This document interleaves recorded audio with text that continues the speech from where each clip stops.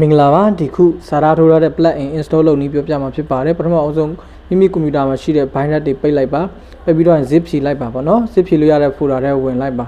အဲ့တော့ဒီအဆင့်ဆင့်ဝင်လာခဲ့တယ်ပေါ့ plugin တစ်ခုနဲ့တစ်ခုကိုကွန်ပျူတာမှာတွင်းပုံတွင်းနည်းမတူပါဘူးဒီခုကိုယ့်ရဲ့ bit ပေါ်ကိုယ့်ရဲ့ bit ပိုရွေးချယ်ပြီးတော့ဒီကောင်လေးကို copy ယူလိုက်တယ်ပေါ့နော်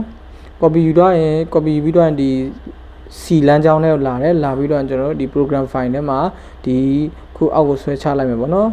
ကိုယ့်ရဲ့ VST ဆိုတဲ့ folder ရှိတယ်အဲ့ folder ထဲကိုတွားမယ်တွားပြီးတော့ကျွန်တော်တို့က paste ဆိုတာလေးကိုလာနှိပ်ပေးလိုက်မယ်လာပြီးတော့ထည့်လိုက်တယ်ပေါ့နော်ဟုတ်ပြီဒါဆိုရင်သူကပြီးတော့ရဲ့အရန်ရိုးရှင်းပါတယ်ဒီကောင်လေးကတော့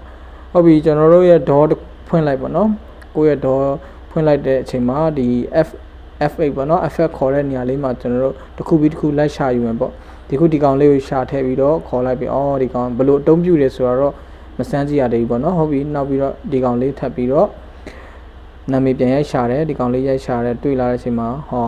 ဒါဒီကောင်လေးတွေဖြစ်ပါတယ်ဒီခု download လုပ်ထားတဲ့ကောင်လေးကတော့ထပ်ပြီးတော့ F8 ထဲကနေပြန်ရှာတယ်ပေါ့နော်အများကြီးပေါ့နော်ဒီထက်ကကျွန်တော်နမူနာလေးတွေရှာပြတာဖြစ်ပါတယ်ဟောဒါတွေဘယ်လိုအသုံးပြုလဲဆိုတော့မိမိကိုယ်တိုင်စမ်းတက်ရုံဖြစ်ပါတယ် VST တွေအများကြီးကျွမ်းကျင်အောင်ကျွန်တော်တို့ကိုယ့်အကို download လုပ်ပြီးကိုယ့်အကိုလိုက်ရှာပြီးတော့စမ်းတက်ရမှာဖြစ်ပါတယ်ဒါကတော့ကျွန်တော်ဒီခု install လုပ်နည်းပြောပြတာဖြစ်ပါတယ်တစ်ခုနဲ့တစ်ခုလမ်းကြောင်းမတူဘူးပေါ့နော်ဒီကောင်လောက်တာတော့အရန်လွယ်တယ်အရန်ရိုးရှင်းတယ်ဟောထပ်ပြီးတော့ကျွန်တော်ထပ်ပြီးတော့ပြမယ်ဟုတ်ပြီဒီတိုင်းလေးပေါ့နော်ကျေးဇူးတဲ့ကပါဆိုင်ငယ်ကောင်းမြတ်မြူဆာအောင်ရဲဒါကတော့နမူနာဗီဒီယိုဖြစ်ပါတယ်